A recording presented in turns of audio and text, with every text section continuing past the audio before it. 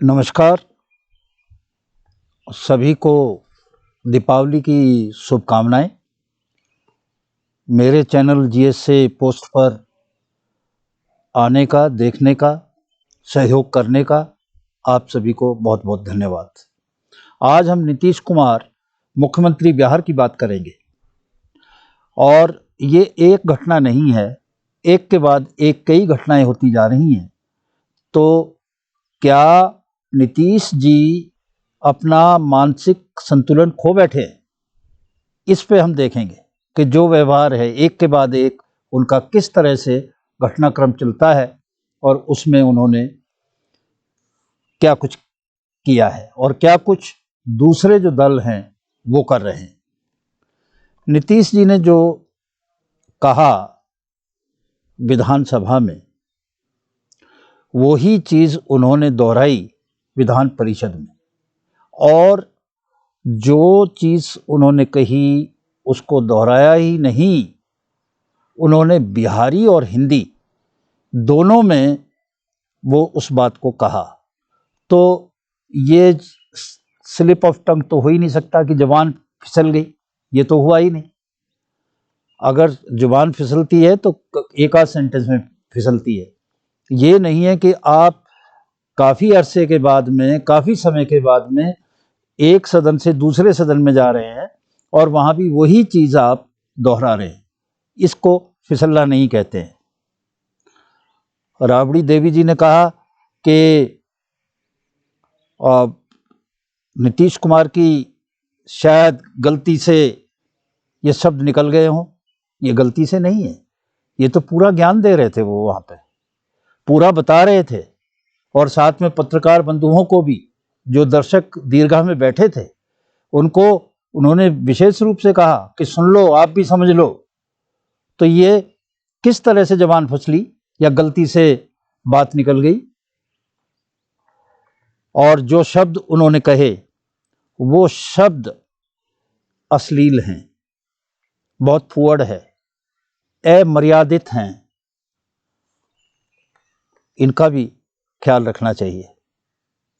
मैं अभी देख रहा था किसी एक वीडियो में, एक वीडियो की एंकर जो लड़कियां हैं उनसे पूछ रही है कि जो शब्द नीतीश जी ने विधानसभा में कहे, क्या उनको आप दोहरा सकती हो?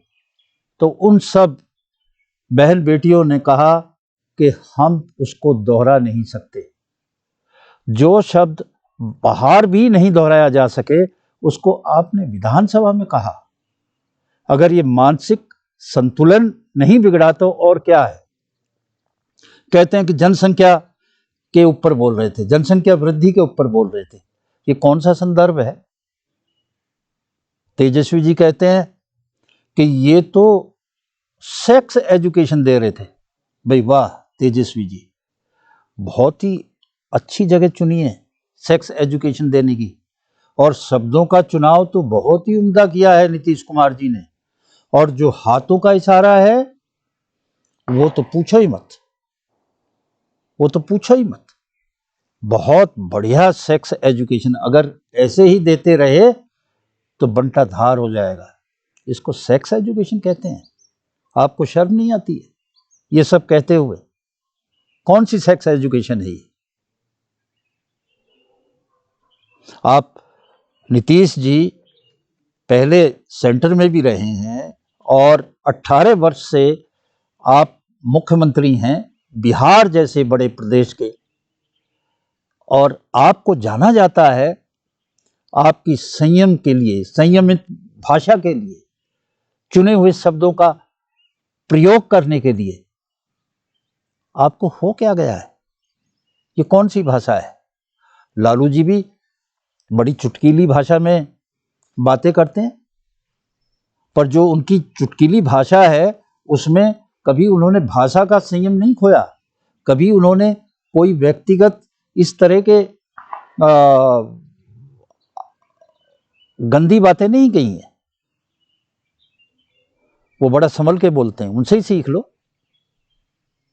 आज इतने दिन हो गए और आप इस तरह की बातें करते रहे। 7 तारीख को आपने ये कहा 8 तारीख को आप माफ़ी मांगते रहे, कहते रहे कि साहब मेरी गलती है, मैं अपनी निंदा स्वयं करता हूं। ये निंदा स्वयं करता हूं, ऐसे शब्द हमने तो कभी सुने नहीं किसी राजनेता से। आपने खुद स्वयं की निंदा की, पर साथ ही आपने एक पुछल्ला भी जोड़ा कि यदि मेरे शब्दों से किसी को दुख हुआ हो तो। यदि क्या होता है? यदि क्या होता है? कौन से दुख की बात कह रहे हो? दुख हुआ हो? क्या आपको नहीं पता कि ये सब गलत है? आपको भी पढ़ाया जाएगा क्या कि ये जो बताया जा रहा है ये गलत शब्द थे जिनका आपने प्रयोग किया, और फिर उससे अगले दिन फिर विधानसभा में आते हैं, और जब रिजर्वेशन का, आरक्षण का, शिक्षण संस्थानों में आरक्षण का बिल पेश किया जा रहा था, उस वक्त जीतन मांझी साहब, जो बहुत ही सीनियर पॉलिटिशियन हैं, जो मुख्यमंत्री भी रह चुके हैं, जब उन्होंने आपसे कुछ सवाल किए, मुश्किल से 1.5-2 मिनट वो बोले होंगे, उन्होंने कहा कि जनगणना का जो आपने जातिगत जनगणना की है उसका जो आधार है, उस आधार को आपने कैसे किया है? ये आपकी टेबल टॉप एक्सरसाइज थी। इतने कम समय में जातिगत जनसंख्या आपने कैसे कर ली? उसकी गणना कैसे कर ली? जब वो ये बोल ही रहे थे तो आपने उठकर और ऐसे ऐसे शब्द बोलने उनको शुरू कर दिए जो बहुत ही ज़्यादा अमर्यादित थे। तू तड़ाक की भाषा का प्रयोग किया कि तुझे तो मैंने जो है चीफ मिनिस्टर बना दिया, तुझ सेंस नहीं है, वगैरह वगैरह। कौन सी भाषा है ये? आप एक के बाद एक घटनाएं अंजाम दे रहे हैं, तो ये अगर मानसिक संतुलन नहीं गया तो अब और कौन सी बात कही जाए? बाद में जीतन मांझी ने जब प्रेस को कहा तो उन्होंने यहां तक कह दिया कि नीतीश जी के भोजन में कुछ मिलाया जा रहा है जिससे उनका व्यवहार ऐसा हो गया है, और कुछ और लोग उनको हटा के वहां पे जाना चाहते हैं। इससे पहले भी एक के बाद एक आपकी बातें हैं, घटनाएं हैं। घटना है कि आपने जब अशोक चौधरी के पिताजी के अंतिम संस्कार में गए तो उनके फूल जो थे वो उठा के अशोक चौधरी के सर पे डाल दिए। कौन करता है ऐसा? ये भी आपकी घटना है। आप जीतन मांझी जो महादलित वर्ग से आते हैं, उनको जिस तरह से, जिस भाषा का प्रयोग कर रहे थे कि मैंने बनाया है, अरे नीतीश जी आपको भी किसी ने बनाया होगा। ऐसा नहीं है कि आप एकदम से प्रकट हो गए थे, आपको भी किसी ने राजनीति में सहारा दिया होगा। आपको पता है जीतन मांझी 1980 में मंत्री थे और आप एमएलए बने 1985 में, और वो लगातार मंत्री रहे हैं। तो उस वक्त तो आप नहीं थे। किसने बनाया था उनको मंत्री? किसने बनाया था उनको एमएलए?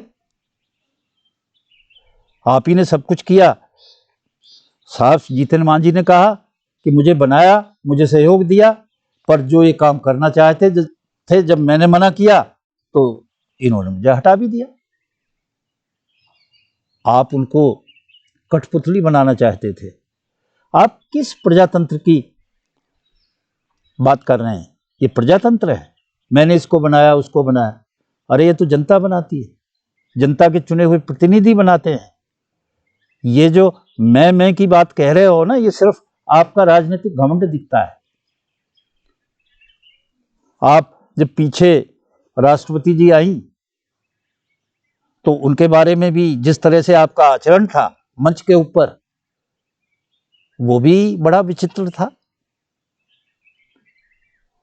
एक के बाद एक घटनाएं आप कर रहे हैं जो शोभा नहीं देती। मुझे तो पता ही नहीं है कि जब आप 2024 की लड़ाई लड़ रहे हैं, इंडी के शीर्ष नेता हैं और प्राइम मिनिस्टर की दौड़ में हैं, तो आपकी ये बातें कितना सहयोग देंगी इस गठबंधन को, ये तो देखने की बात है। गठबंधन के भी लोग सामने नहीं आ रहे हैं। ना तो आपको सोनिया ने समर्थन किया है, बताया है, कुछ बोला है, आपकी क्लैरिफिकेशन दिया है, और ना ही प्रियंका ने।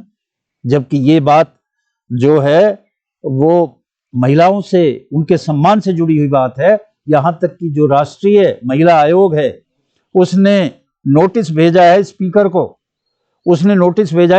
को, बिहार के, और कहा है कि नीतीश कुमार के खिलाफ सख्त कार्रवाई की जाए।